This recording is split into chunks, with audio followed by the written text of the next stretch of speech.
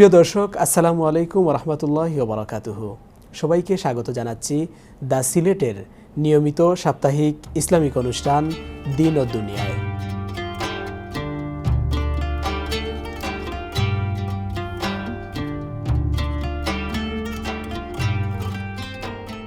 আজকের বিষয় আধুনিক প্রযুক্তির যুগে ঈমান রক্ষার চ্যালেঞ্জিং।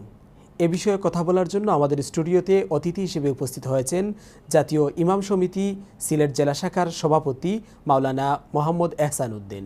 আপনাকে স্বাগত জানাচ্ছি আমাদের অনুষ্ঠানে। জি, আসসালামু আলাইকুম রহমতুল্লাহি বারাকাতুহু। আপনাদেরকেও ধন্যবাদ এবং সমগ্র পৃথিবীর যেখানে যারা আমাদেরকে দেখছেন, শুনছেন আলোচনা, সকলকে ধন্যবাদ। একজন মুসলিমের সবচেয়ে বড় দায়িত্ব হচ্ছে ঈমান রক্ষা করা। বর্তমান আধুনিক প্রযুক্তির যুগ, এই যুগে অত্যন্ত চ্যালেঞ্জিং হয়ে দাঁড়িয়েছে বিষয়টি। আপনি কিভাবে দেখছেন? ইসলাম বিষয়টিকে আসলে কিভাবে মূল্যায়ন করছে? ইন্নাল হামদালিল্লাহ নাহমাদুহু ওয়া নুসাল্লি আলা রাসূলিহিল কারীম, আম্মা বা'দ, ফাআউযু বিল্লাহি মিনাশ শাইতানির রাজীম, বিসমিল্লাহির রহমানির রহিম। ইন্নামাল মুমিনুনা আল্লাযীনা ইযা যুকিরাল্লাহ ওয়াজিলাত কুলুবুহুম ওয়া ইযা তুলিয়াত আলাইহিম আয়াতুহু যাদাতহুম ঈমানা। একজন মুসলমানের সবচেয়ে বড় সম্পদ হচ্ছে, সবচেয়ে মূল্যবান যে জিনিসটি, সেটি হচ্ছে তার ঈমান। ঈমান, আল্লাহ সুবহানাহু ওয়া তাআলা যাকে ভালোবাসেন, যাকে মহাব্বত করেন, তাকে ঈমান গ্রহণের সুযোগ দান করেন, তৌফিক দান করেন। এজন্য আজকের পৃথিবী ৮০০ কোটি মানুষের মধ্যে আপনি দেখবেন ২৫০ কোটি মানুষ এক আল্লাহতে বিশ্বাস করে।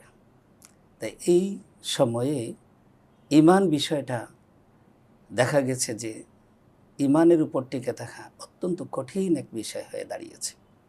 এজন্য আমাদের অনেকের কাছে এই ঈমান বিষয়টি পরিষ্কার না। আমরা জানি যে অজু যখন আমরা করি, অজু ভাঙ্গে, অজুর ফরজ ৪টা, আবার অজু ভাঙ্গে আমরা দেখেছি সেখানে অজু ভঙ্গের কারণ ৭টি। ঠিক এইভাবে আমরা যখন সালাত আদায় করি, সালাতের ফরজ ১৩টি, আবার ওয়াজিব ১৪টি, আবার ভঙ্গের কারণ হচ্ছে ১৯টি। ঠিক এইভাবে মানুষের ঈমানও ভেঙে যায়। মানুষ আমরা বুঝতে পারি না, অনেকের টেরও পাই না। এই বিষয়টি খুবই গুরুত্বপূর্ণ। ঈমান ভেঙেছে বা ঈমান রয়েছে কিনা, এই বিষয়টি আমরা কিভাবে খেয়াল করব? হ্যাঁ, এই জিনিসটি বোঝার জন্যে আমাদের যে জিনিসটি দরকার, সেটা হচ্ছে কোরআন হাদিসের জ্ঞান থাকা দরকার। ১ নম্বর হচ্ছে ঈমান জিনিসটা কি, এটা বোঝা দরকার।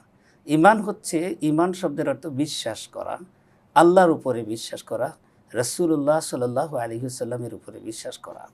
তো সেখানে রাসূলুল্লাহ সাল্লাল্লাহু আলাইহি ওয়াসাল্লাম যা কিছু নিয়ে এসেছেন, আল্লাহ তাআলা তাকে দিয়ে প্রেরণ করেছেন মানবতার মুক্তির জন্য, পৃথিবীর শান্তির জন্য, এই বিষয়গুলির উপরে বিশ্বাস স্থাপন করা। ঈমানের ৬টা স্তম্ভ আছে, রুকন যেটাকে বলা হয়। এই ৬টা রুকনের মধ্যে প্রথমটি হচ্ছে যে এক আল্লাহর উপরে বিশ্বাস করা। ২ নম্বর হচ্ছে আল্লাহ মালাইকা অর্থাৎ ফেরেশতাদের উপরে বিশ্বাস করা। ৩ নম্বর হচ্ছে আল্লাহ সুবহানাহু ওয়া তাআলা মানুষের হেদায়েতের জন্য যে কিতাব নাজিল করেছেন, কিতাবের উপরে বিশ্বাস করা। এরপরে আল্লাহ রব্বুল আলামিন মানুষের হেদায়েতের জন্য যুগে যুগে যে আম্বিয়ায়ে কেরাম রাসূলগণ প্রেরণ করেছেন, তাদের প্রতি বিশ্বাস করা। এরপরে মৃত্যুর পরে আবার আমরা জীবিত হব এবং এই দুনিয়ার জীবনের সমস্ত হিসাব নিকাশ সেখানে দিতে হবে এবং এটার উপরে বিশ্বাস করা। তাকদীরের ভালো মন্দ যা কিছু হয় আল্লাহর পক্ষ থেকে হয়, এটার উপরে বিশ্বাস করা। এই বিশ্বাসগুলি হচ্ছে মানুষের সবচেয়ে পরম সম্পদ। এই বিশ্বাসগুলি মানুষের অনেক সময় ভেঙে যায়, না জানার কারণে, না বোঝার কারণে। যুগের সাথে যে বর্তমান যে পরিবর্তন হচ্ছে, সেই পরিবর্তনে ইসলামের সামঞ্জস্য কতটুকু, সেটা আসলে আপনারা খুবই কিভাবে চমৎকার। দেখছেন? আসলে যুগ যত উন্নত হচ্ছে, যুগ উন্নত হবে, হতে থাকবে। আর আমরা বলবো যে ইসলাম এরও বহু আগে এটা আল্ট্রা মডার্ন হয়ে আছে। যুগ যত মডার্ন হচ্ছে, ইসলাম তার চাইতে বেশি আল্ট্রা মডার্ন। প্রত্যেকটা যুগের সাথে যুগের চাহিদা অনুসারে ইসলামের ব্যাখ্যা বিশ্লেষণ রয়েছে। বাকি আমরা উপলব্ধি করি না, আমরা তাকে রিসার্চ করি না, গবেষণা করি না। এই জন্য ইসলামিক স্কলাররা এই বিষয়গুলি অত্যন্ত সুন্দর চমৎকারভাবে দিয়েছেন। এটা হচ্ছে যে এটা আমাদের কি করতে হবে, জানতে হবে। দেখুন, আল্লাহ রাব্বুল আলামিন কোরআনে হাকিমে বলছেন, ফাআলাম আন্নাহু লা ইলাহা ইল্লাল্লাহ, অর্থাৎ তুমি জানো যে আল্লাহ ছাড়া আর কোনো ইলাহ নাই।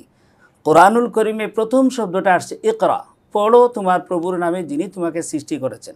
এই জন্য যে যত বেশি পড়ালেখা করবে, অধ্যয়ন করবে কোরআন এবং হাদিস এবং ইসলামিক সাহিত্য, সে দেখবেন তার পাণ্ডিত্য আসবে এবং সে হেদায়েতের কাছে থাকবে, হেদায়েতের উপরে অটল থাকবে।